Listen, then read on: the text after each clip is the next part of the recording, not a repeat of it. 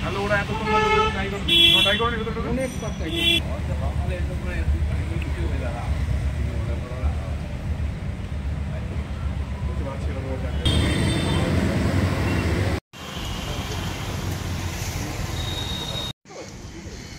চলে আসলো আবার।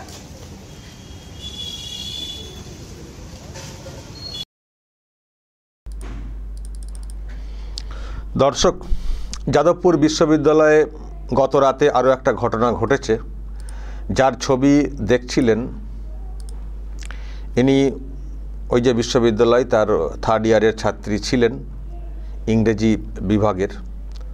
তো ওনার অচৈতন্য দেহ এই পুকুর থেকে গত রাতে উদ্ধার করা হয়। তারপর হাসপাতালে নিয়ে যাওয়া হলে হাসপাতাল কর্তৃপক্ষ মৃত বলে ঘোষণা করে। খুবই খারাপ একটা খবর, কিন্তু এই যে ঘটনা, এটাকে ঘিরে অনেক সব প্রশ্ন তৈরি হচ্ছে যে কি করে এই ঘটনা ঘটল। যাদবপুর বিশ্ববিদ্যালয় খুবই নামকরা একটা জায়গা, তার সিকিউরিটি সিস্টেম অনেক বেশি আঁটোসাঁটো হওয়ার কথা, নজরদারি অনেক ভালো হওয়ার কথা, কিন্তু এই ঘটনা কি করে ঘটল? একটা পুকুরের মধ্যে এক ছাত্রীর দেহ কি করে ভাসতে পারে? দর্শক, অনেক সব কারণ উঠে আসছে, অনেক প্রশ্নও তৈরি হচ্ছে। প্রথমত যেটা বলা হচ্ছে যে গত রাতে নাকি ওখানে একটা অনুষ্ঠান হচ্ছিল রাতে, সেই অনুষ্ঠান নাকি অনেকটা রাত পর্যন্ত হয়েছে। একটা প্রশ্ন এখানে যে একটা বিশ্ববিদ্যালয়, একটা শিক্ষা প্রতিষ্ঠান, সেখানে এত রাত পর্যন্ত কেনই বা অনুষ্ঠান হবে? বিশ্ববিদ্যালয় পড়াশোনা করার জায়গা, তার একটা মানে এ সময়ের মধ্যে এগুলো তো করা যায়। তো অনুষ্ঠান হওয়া মানে আনাগোনা থাকে, ঢোকা বের হওয়া, ঘোরাঘুরি এইসব থাকে। আর ছাত্রছাত্রী আলাদা একটা আবেগও থাকে, ফলে ওই সময়ে সবাই তো অনুষ্ঠান তো দেখেন না বা শোনেন না। ওই সময়ে অনুষ্ঠান হচ্ছে, গান বাজনা হচ্ছে, তার সঙ্গে ঘোরাঘুরিও হচ্ছে, বন্ধু বান্ধব থাকতে পারে না অনেক কিছু। তো ফলে এই ধরনের অনুষ্ঠান বেশি রাত পর্যন্ত হওয়া মানেই সিকিউরিটির একটা সমস্যা, ছেলে মেয়েদের একটা সমস্যা, এটা বলতে কোনো দ্বিধা নেই। আর যাদবপুর ইউনিভার্সিটি আমরা বলি খুবই ঐতিহ্যের, অবশ্যই ঐতিহ্যের, কিন্তু এখানে অনেক প্রশ্ন রয়েছে। প্রপার সিসিটিভি নেই, তারপরে কিছু কিছু আচার আচরণ যেগুলো খুবই প্রশ্নের, এমনকি নেশার সামগ্রীও নাকি সব ওখানে পাওয়া যায়, ওই খোল বোতল এইসব নাকি পাওয়া যায়, এইসব নিয়ে প্রশ্ন রয়েছে। তো ফলে রাতের দিকে এই ধরনের অনুষ্ঠান হওয়া মানেই একটা অন্য পরিবেশ বা ওই বিপদের যে বিপদ ঘটেছে এই ধরনের ঘটনার একটা সম্ভাবনা থেকে থাকে। এখন এটা যেটা ঘটেছে দর্শক, সেটা কি করে ঘটেছে তার সব কারণ উত্থাপন করা হচ্ছে, বিভিন্ন মিডিয়া সেসব বলছে। আচ্ছা, আমি যেটা দেখাতে চাই, আচ্ছা এটা হচ্ছে একটা গেট ইউনিভার্সিটির, এটা হচ্ছে পুকুর। আর দেখুন পুকুরের ওই যে কোণের দিকে যেখানে পুলিশ ঘিরে দিয়েছে, ওই যে কোণের দিকে, যেটা মনে করা হচ্ছে যে ওদিক দিয়েই ওই ছাত্রী পুকুরে পড়ে গিয়ে থাকতে পারেন, এটা মনে করা হচ্ছে মানে প্রাথমিকভাবে। এখন ওখানে কি আছে, ওখান থেকে কেন পড়বেন, ওদিকে কেন যাবেন, তার সব কারণ সামনে এসছে দর্শক। যেটা বলা হচ্ছে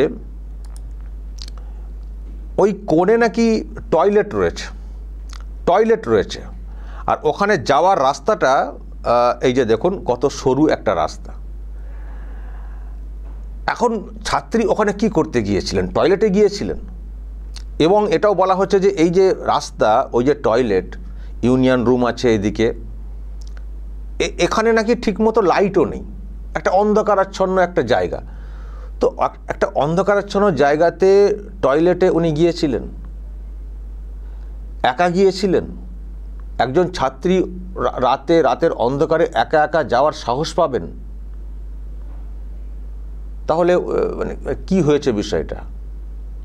সাথে কেউ ছিলেন আর গেলেন, হতে পারে একটা সরু রাস্তা, সরু গলি, তো সেখান থেকে মানে সরু গলি সরু রাস্তা, কিন্তু পুকুরে কী করে পড়ে যাবেন? পুকুরে কী করে পড়ে যাবেন? এই যে বলা হচ্ছে ওই কোণে যে একটা দেখুন এদিক দিয়ে একটা রেলিং রয়েছে, যেটা আপনারা দেখলেন, এই যে রেলিং রয়েছে, কিন্তু ওই প্রান্তে যেদিকে টয়লেটের কথা বলা হচ্ছে ওই প্রান্তে নাকি রেলিংটা নেই, ফাঁকা জায়গা। ওই যে দেখুন যেখানে পুলিশ মানে ঘিরে দিয়েছে, ফাঁকা জায়গা। তো আমি ধরছি, যদি ধরি যে পুরো অন্ধকার, ঘুটঘুটে অন্ধকার, তো ঘুটঘুটে অন্ধকারে যাওয়াটাই তো একটা ভয়ের ব্যাপার না? একজন ছাত্রী একা কী করে যাবেন? আর যদি একটু আধটু আলো থেকেও থাকে, মানে ওখানে গিয়ে থাকে, তাহলে উনি ওখান থেকে পড়ে গেলেন, পুকুরে পড়ে গেলেন ওখান থেকে। আর পড়ে গেলেন, ডুবেও গেলেন মানে উনি কি সাঁতার জানতেন না? আমি ধরছি নাও জানতে পারেন, আজকালকার নিমতাতে বাড়ি যেটা বলা হচ্ছে, সাঁতার জানতেন না, হয়তো পড়ে গিয়ে। আর পড়ে যাওয়াটা আর একটা ব্যাখ্যা, যে টয়লেটে গিয়েছিলেন, সেখানে কি কোনো জলের সমস্যা ছিল, এরকম প্রশ্ন কেউ কেউ তুলছেন। কিন্তু জলের সমস্যা হলেও পুকুরের জল উনি ব্যবহার করার চেষ্টা করবেন, যদি আমি ধরছি তর্কের খাতিরে আমি কথাগুলো বলছি, কিন্তু সেটা নিশ্চয়ই হবে না, কারণ অনেকটা নিচে জলের লেয়ার। আর দেখুন ওখানে পাইলিং টাইপের করা আছে, ওখান থেকে নামাটা, জলের জন্য নামাটা তার পক্ষে নয়। আর আমি ধরছি না ওইটা, আমি কেউ বলছেন, আমি বলছি কথাটা প্রশ্ন আকারে আসছে। আসলে তদন্তের বিষয় হলে সব দিকটাই ভাবতে হয়, কিন্তু টয়লেটে জল থাকবে এটুকু আশা করা যায়, যাদবপুর ইউনিভার্সিটি যেহেতু। তো এবার বলছি যে পড়ে যাওয়ার পর থেকে আমি বলতে চাই, পড়ে যাওয়াটাতে মানে ধরুন পড়ে গেলেন, জলটা কত ডিপ পুকুরের জলটা কি খুব ডিপ? তো পড়ে গিয়ে উনি ডুবে গেলেন, এবং ডুবে যাওয়ার পরে বডিটা ভাসতে শুরু করলো নাকি বলা হচ্ছে। পুকুরের যা চেহারা দেখছি, পানাতে ভর্তি, রাতের অন্ধকারে সেই বডিটা ভাসছে, কেই বা দেখলেন প্রথম? কারণ মানে ওই রকম পুকুর, ঠিকমতো করে লাইট নেই যেখানে বলা হচ্ছে, পানাতে ভর্তি, সবুজে সবুজ, রাতের অন্ধকারে এমনিতেই দেখাটা খুব চাপের, সেখানে বডি ভাসছে যেটা বলা হচ্ছে, সেটাই বা কী করে মানে নজরে এলো কারো? তিনি কে? তার নজরেই বা অন্য কেউ এনেছেন কিনা? প্রশ্ন দর্শক অনেক। ঘটনা যে ঘটেছে সেই ঘটনার বিবরণ অনেক সব উঠে আসছে, কিন্তু অস্বাভাবিক মৃত্যু বলা হচ্ছে, কিন্তু টোটালটাই সত্যি অস্বাভাবিক। মানে এটা হলো কি করে? টয়লেটে যাওয়া, গলি পিছলে পড়া, এমন নয় যে বিরাট কিছু ওখানে হচ্ছিলো। কালকে কি বৃষ্টি খুব হচ্ছিলো, পিছলে পড়ে যাওয়া, ওদিক দিয়ে মানে একেবারে কি অজ্ঞান, মানে কি মানে ঠিকমতো করে সেন্স ছিল না। মানে নেশা ভাঙ করলে আমি ধরছি যে কেউ মানে অসাবধানে, বা ওই নেশা ভাঙ শরীরের নিয়ন্ত্রণ নেই, টলতে পড়ে গেছেন, বা নেশার কারণে জল থেকে উঠতেও পারেননি। মহিলা কি নেশা করছিলেন? ছাত্রী কি নেশা করেন? যদিও এই ইউনিভার্সিটির অনেক গল্প শুনেছি, আবারও বলছি যে ইউনিভার্সিটির খুব, আমাদের সেগুলো বলতেই খুব খারাপ লাগে।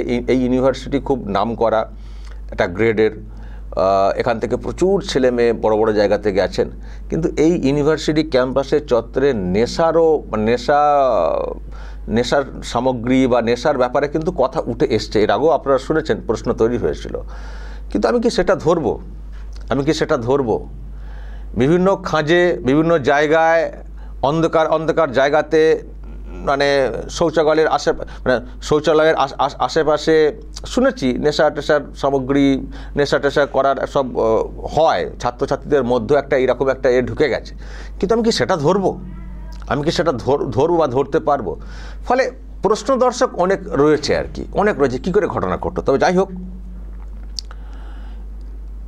একমাত্র নেশার ঘোরে ছাড়া ওইখানে একাকী কেউ যাবেন বলে আমার মনে হয় না।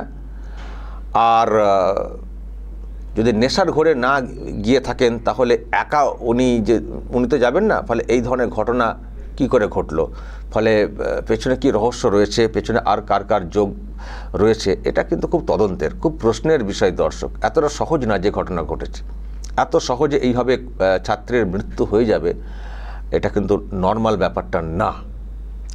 ব্যাপারটা না। আর ইউনিভার্সিটি চত্বরে এই ধরনের ঘটনা এর আগেও আপনারা দেখেছেন, একজনের মৃত্যুর যে বিষয়টা সেটা নিয়ে অনেক প্রশ্ন তৈরি হয়েছিল। তো কেন এই ধরনের ঘটনা ঘটবে? এখন কেউ কেউ বলছেন সিসিটিভি পর্যাপ্ত নেই, সব জায়গায় সিসিটিভি লাগাতে দেওয়া হচ্ছে না, সেখানেও আবার ইউনিয়নের বাধা ইত্যাদি বলা হচ্ছে। তো কেনই বা হবে না? একটা এত বড় ইউনিভার্সিটি, সেখানে সিসিটিভি ঠিকমতো করে থাকবে না, সেটাই বা কেন হবে? কেন হবে? আর কেন এই ধরনের ঘটনা ঘটবে? একজন ছাত্রী জলে ডুবে মানে পুকুরে পড়ে মারা গেলেন, ছেলেখেলা কথা। পড়াশোনা করতে যাচ্ছেন, তাদেরকে পাঠানো হচ্ছে, গার্জেনরা পাঠাচ্ছেন, আর জলে ডুবে মারা যাচ্ছেন। একদিকে অনুষ্ঠান হচ্ছে, অন্যদিকে মারা যাচ্ছেন। কেউ কেউ বলছেন যে অনুষ্ঠানের একটা আওয়াজ ছিল, ফলে উনি হয়তো চিৎকার করেছেন, কেউ শুনতে পাননি। আরে এত সহজ বিষয়, আর এগুলো কেন হবে? আবারও বলছি, এত রাত পর্যন্ত কেন অনুষ্ঠান হবে? সব জায়গায় লাইট নেই, সিসিটিভি নেই, কেন এগুলো করা হবে? কী সিস্টেম হচ্ছে রে ভাই? কী চলছে এটা? আর সব আখড়া হয়ে যাচ্ছে ইউনিভার্সিটি, বিশ্ববিদ্যালয়, কলেজগুলো আখড়া হয়ে যাচ্ছে। নেশা ভাঙের প্রচুর সব অভিযোগ আসছে। হচ্ছেটা কি? সব শেষ হয়ে যাবে। তদন্তের প্রয়োজন রয়েছে। দেখা যাক, পূর্ণাঙ্গ তদন্ত হলে কি উঠে আসে। কিন্তু যাদের যাওয়ার সেটা তো আর ফিরে আসবে না। ছাত্রীর মৃত্যু হয়ে গেছে মানে মায়ের কোল খালি হয়ে গেছে। একই মেয়ে শুনছিলাম, খুব বাজে, খুব খারাপ খবর পরিবারের জন্যে। দেখা যাক শেষ পর্যন্ত কি উঠে আসে। দর্শক, আপনাদের কি মনে হয় বলুন তো, কী করে এই ঘটনা ঘটতে পারে? আমি তো কতগুলো বিবরণ দিলাম। বলুন আপনাদের যদি কিছু মতামত থাকে, দেখি আমার মতের সঙ্গে মিলছে কিনা, বা আপনাদের অন্য কোনো সাজেশন আছে কিনা, বা অন্য কোনো আন্দাজ আছে কিনা বলবেন আপনারা। আর ইউনিভার্সিটির এই যে পরিকাঠামো, এই যে পরিবেশ, কেন এরকম হবে, এটা নিয়েও আপনারা বলবেন নিশ্চয়ই। যা বলার বলবেন এবং নজর রাখবেন আরামবাগ টিভিতে।